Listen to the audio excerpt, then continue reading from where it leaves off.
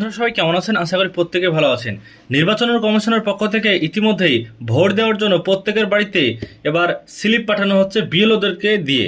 অর্থাৎ নির্বাচন কমিশনের পক্ষ থেকে এটাই জানানো হয়েছে যে প্রত্যেককে ভোট দেওয়ার জন্য একটি করে স্লিপ তাদের নিজের নামে বিএলওর হাত দিয়ে প্রত্যেকটা ভোটারের বাড়িতে দেওয়া হচ্ছে এবং এই স্লিপে কিছু পরিবর্তন করা হয়েছে এবং ভোট দিতে গেলে শুধুমাত্র ভোটার কার্ড নিয়ে গেলেই এবার আপনারা ভোট দিতে পারবেন না।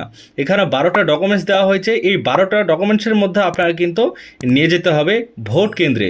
আজকের ভিডিওর মাধ্যমে আপনাদেরকে দেখাবো যে কোন স্লিপ আপনাদের ইতিমধ্যে পেয়েছেন কিনা, বা স্ক্রিনে যেটা দেখতে পাচ্ছেন এই যে নির্বাচন কমিশন অফ ইন্ডিয়া, ভারতের নির্বাচন কমিশনের পক্ষ থেকে যে স্লিপ আমরা পেয়েছি ইতিমধ্যে ভোট কেন্দ্রে যাওয়ার আগে, এই স্লিপ কিন্তু নিয়ে যেতে হবে।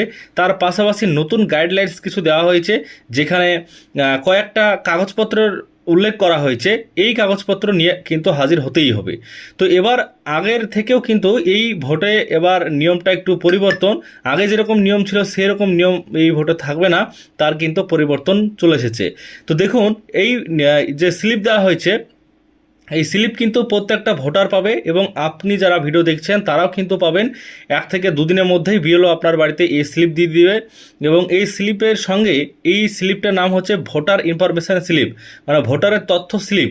তো এটা দেখছেন প্রথমত লেখা আছে নির্বাচন কমিশনের পক্ষ থেকে এটা এসেছে এবং এখানে আপনার নাম, আপনার বিধানসভার নাম এবং আপনার ইপিক নাম্বার, আপনার হাজব্যান্ড বা স্বামীর নাম, তারপর বাবার নাম, তো এই সমস্ত পার্ট নাম্বার, সিরিয়াল নাম্বার এবং আপনার পুলিং স্টেশনের নাম এগুলো কিন্তু দেওয়া থাকবে। তো এখানে দেখুন আমি আপনাদেরকে দেখাচ্ছি বেশ কিছু জিনিস আমি হাইড করে রেখেছি, মানে এখানে মুছে দিয়েছি।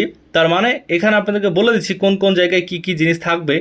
তো প্রথমত যেটা থাকবে যে রাজ্যে বিধানসভা নির্বাচন কেন্দ্র কোন বিধানসভায় আপনার এই আপনি পড়ছেন বা কোন বিধানসভায় আপনি ভোটটা দিতে যাচ্ছেন, তো সেই বিধানসভার নামটা এইখানে লেখা থাকবে এবং আপনার যে জেনারেল বিধানসভা সেটা লেখা থাকবে এবং তারপরে আপনার নাম, যেটা নামটা আপনার এই ঘরে থাকবে।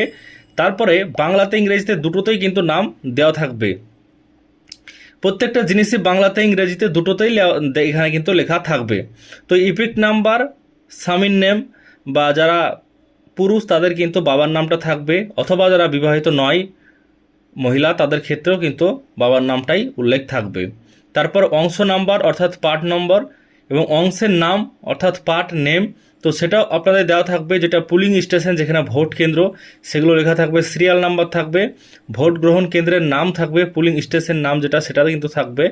তারপরে এখানে নিচের দিকে যদি যাই তাহলে কিন্তু আপনার কবে ভোট কেন্দ্রে যেতে হবে, অর্থাৎ ভোট আপনি কবে দিচ্ছেন, মানে আপনার পুলিং স্টেশনে কবে ভোট হচ্ছে তার ডেটটা কিন্তু এই জায়গায় লেখা থাকবে।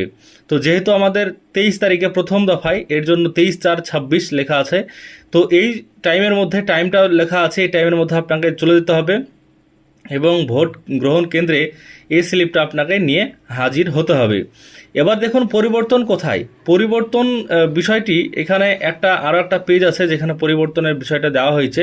তার এখানে নিচে দেখতে পাচ্ছেন লেখা আছে এটি ভোট দেওয়ার জন্য একটি শনাক্তকরণ নথি হিসেবে গ্রহণ করা হবে না। তো দেখুন এটা ভোট দেওয়ার জন্য একটা নথি এমনটা কিন্তু নয়, এখানে কিন্তু আপনার শুধুমাত্র ইনফরমেশন দেওয়া হয়েছে এইটুকুই। ভোট দেওয়ার জন্য আপনার ভোটার কার্ড লাগবে, এছাড়াও কিন্তু আপনাকে বেশ কিছু ডকুমেন্টস এখানে নিয়ে যেতে হবে। দ্বিতীয় পৃষ্ঠায় যখন আপনি চলে যাবেন, দ্বিতীয় পৃষ্ঠায় লেখা থাকবে দেখবেন এই জায়গাতে আপনার পুলিং ম্যাপ, যেটা সেই পুলিং ম্যাপিং করা থাকবে এখানে অর্ধেক পেজে, এবং অর্ধেক পেজে ইনফরমেশনগুলো লেখা থাকবে ইম্পর্টেন্ট ইনফরমেশন ফর ভোটার বলে।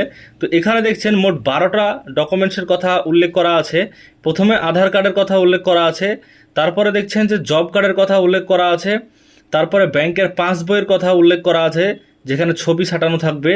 এছাড়াও ড্রাইভিং লাইসেন্স, প্যান কার্ড এবং হেলথ স্মার্ট কার্ড যদি আপনাদের থাকে শ্রম আইন মন্ত্রণালয়ের, এছাড়াও প্যান কার্ড, তারপরে স্মার্ট কার্ড, আরজিআই আন্ডার এনপিআর। তো তারপর দেখছেন পেনশন যারা পায় তাদের ক্ষেত্রে পেনশন ডকুমেন্ট উইথ ফটোগ্রাফ। এছাড়াও সার্ভিস আইডেন্টিটি কার্ড যারা সার্ভিস করেন, চাকরি করেন কেন্দ্র সরকার বা রাজ্য সরকারের তাদের ক্ষেত্রে। এছাড়াও অফিসিয়াল আইডেন্টিটি কার্ড হিসাবে আপনাদের যে এমএলএ এমপি যারা সংসদ বিধায়ক আছেন, তো তাদের কাছ থেকে কিন্তু সরকারি একটা প্রদত্ত পরিচয়পত্র থাকতে হবে। এছাড়াও ইউনিক ডিসেবিলিটি তো এই সার্টিফিকেট যদি আপনার থাকে পরিচয়পত্র, সেক্ষেত্রেও কিন্তু এই 12টার মধ্যে যে কোনো একটা আপনাকে নিয়ে যেতে হবে। আপনি যদি আধার কার্ড নিয়ে যান সেক্ষেত্রেও কিন্তু আপনার ভোট দেওয়া হবে।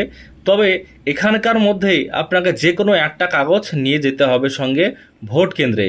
এটাই কিন্তু ইতিমধ্যে জানানো হয়েছে এবং এখানে সব শেষে লেখা আছে কোনো ভোটার বাদ যাবে না, প্রতিটি ভোট মূল্যবান। এটাও কিন্তু এই জায়গাতে নিচে দেখবেন লেখা আছে। তো আপনাদের ভোট কেন্দ্রে যাওয়ার আগে আপনাকে জেনে নেওয়া দরকার আপনি কি কি কাগজ নিয়ে যাবেন। তো আপনার ভোটার কার্ড নিয়ে যাবেন, সঙ্গে একটা 12টা ডকুমেন্টসের মধ্যে যে ডকুমেন্টসগুলো বললাম সেগুলো কিন্তু আপনি একটা নিয়ে যাবেন। তাহলে কিন্তু আপনি ভোট কেন্দ্রে ভোট দিতে পারবেন। গত বছর বা তার মানে গত বিধানসভায় বা তার আগে যেটা হয়েছিল তার থেকে কিন্তু অনেকটাই পরিবর্তন। এর জন্য আপনাদেরকে দেখালাম যে স্লিপ ইতিমধ্যে দেওয়া হচ্ছে। কারা কারা স্লিপ ইতিমধ্যে পেয়েছেন অবশ্যই ভিডিওর কমেন্ট বক্সে কমেন্ট করে জানিয়ে যাবেন।